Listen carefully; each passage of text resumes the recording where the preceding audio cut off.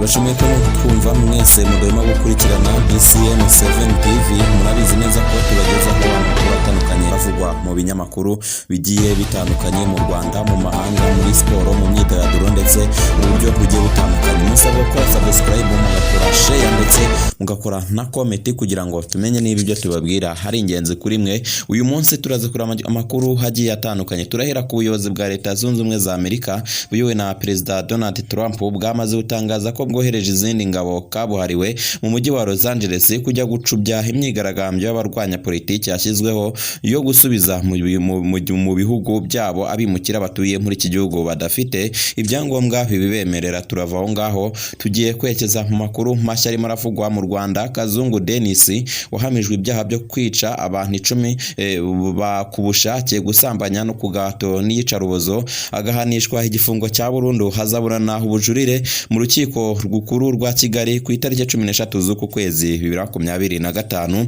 Naho RIB yataye muri yombi umugabo uherutse kwicisha umugore we icyuma bapfa 50,000 yafatiwe ku mupaka. Umuvugizi wa polisi y'u Rwanda mu mujyi wa Kigali CP Gahonzire Werarisi yatangaje ko umugabo w'imyaka 28 uherutse kwica umugore we hakoresheje icyuma yafatiwe ku mupaka w'u Rwanda na Uganda agerageza gutoroka. Ku itariki 16 ku itariki 6 z'ukwa gatandatu 2025 nibwo uwo mugabo yishe umugore we wari ufite imyaka 27 bari bamaranye amezi 2 bashakanye mu buryo butemewe n'amategeko. We na nyakwigendera bari bagiranye amakimbirane ashingiye ku mafaranga 50,000 by'amafaranga y'u Rwanda batumvikanye uburyo yakoreshejwe. Ibyo byabereye mu karere ka Kicukiro mu murenge wa Masaka mu kagari ka Gitagara. Uwo mugabo yamwishe akoresheje icyuma, hamukata umuhogo, hanamutera icyuma mu mutwe, nyuma ahita atoroka. CP Gahonzire yabwiye ikinyamakuru igiye kukekwa yahise atangira gushakishwa atabwa muri yombi ku itariki 8/2025 ku mpaka wa Gatuna agerageza gutoroka ajya muri Uganda. Turi mu ntara y'uburengerazuba. Rusizi kugurisha ubutaka ku kirwa cya Gihaya byahagaritswe by'agateganyo. Ubuyobozi bw'akarere ka Rusizi bwafashe icyemezo cyo guhagarika by'agateganyo ibikorwa byo kugurisha ubutaka bwo mu kirwa cya Gihaya nyuma y'aho abaturage bagaragaje ko umushoramari uri kubagurira abaha intica ntikize badashobora kubonamo ubutaka ahandi. Ikirwa cya Gihaya ni kimwe mu birwa byo mu karere ka Rusizi bituyemo abaturage bitewe n'uko iki kirwa cyo mu murenge wa Gihundwe cyabengutswe n'umushoramari ushaka kwashora imari akahashyira hoteli. Hari abaturage benshi bavuganye amafaranga bemera kwishyurwa, ariko ubu ngubu barimo barabyanga bitewe n'uko babona ko amafaranga bahaye atagira ikindi abagurira.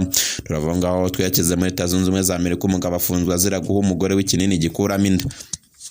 Umugabo muri Leta Zunze Ubumwe za Amerika muri Leta ya Texas yashinjwe icyaha cyo kwica nyuma yo gushyira ikinini gikuramo inda izwi nka Pranisy mu kinyobwa cy'umukunzi we wari utwite.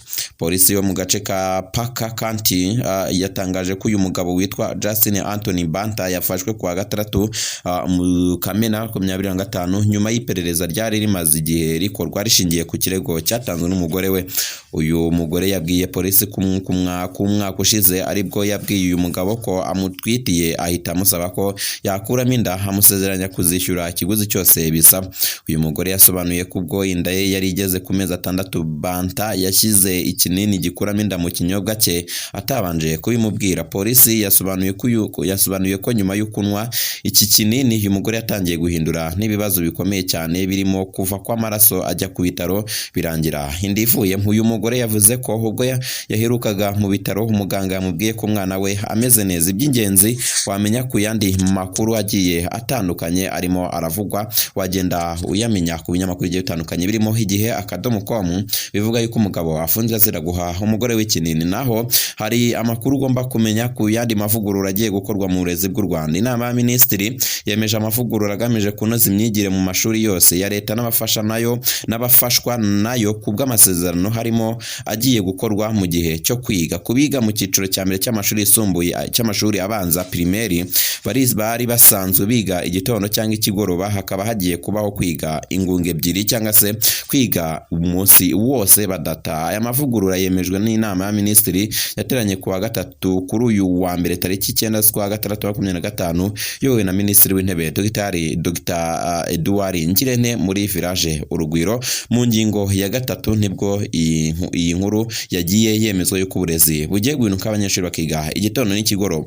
Turava mu makuru ari kuvuga mu binyamakuru bigiye bitandukanye twerekeza mu makuru atandukanye rivugwa muri showbiz cyangwa se imyidagaduro muri rusange. Kiss Daniela yatangaje ko yamaze kwigarurira album ye New Era. Uyu umunya Nigeria ukomeye cyane, umuhanzi w'icyamamare muri Afrobeats muri Nigeria, Kiss Daniel yatangaje ko amaze kwigarurira album ye nyuma y'uko umushinga wayo wari ukiri mu maboko y'inzu yahoze iharanira inyungu z'uwo muhanzi yitwa G World Wide Label.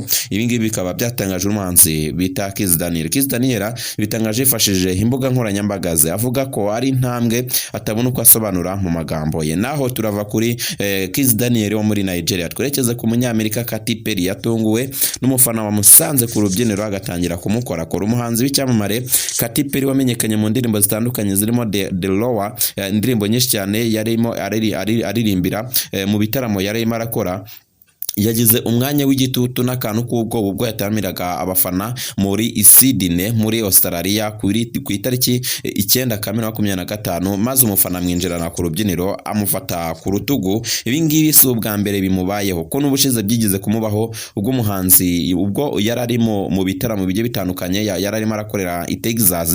umwe mu bafana barazamutse bajya kumukorera ku mugabo we barimo barataramirana muri icyo gitaramo. Turava mu makuru kuvuga ku bahanzi twerekeze muri siporo. Umunyargentina Miguel Angel Gamondi ari mu Rwanda aho yaje kuganira na PFC mu rwego rwo kuba yaba umutoza w'iyi kipe. Turava aho ngaho muri PFC tujye mu ikipe ya Police yongeye gutandukana n'abakinnyi barimo Peter Gibrevoro, Niyonsaba Eric ndetse na Akuki Giburine nyuma y'abandi bane ikipe imaze gutandukana nabo. Bimwe biragaragaza yuko Police iri kunyuza umweyo mu ikipe yayo. Turajya kuri rutayezamu komoka muri Togo yawo Agibanigino imyaka 25 ari mu gutekerezwaho mu ikipe ya PFC. Uyu musore akinira Aso Sheref muri Algeria. Mukore subscribe, mukore comment ndetse mube mwabasha no kuba mwadufasha kugira ngo tuzamure channel yacu bigenda neza muri GCM7 TV. Amakuru muzajya mugena mayakurikirana ari menshi ari update yaba ya siporo, amakuru avuga mu nyamakuru ndetse n'ay'imyidagaduro. Ndabashimiye cyane mwe twabanye, mukomeze kugira byiza. Ciao amakuru yacu ni buri munsi, jya uba update ukomeza kubana natwe.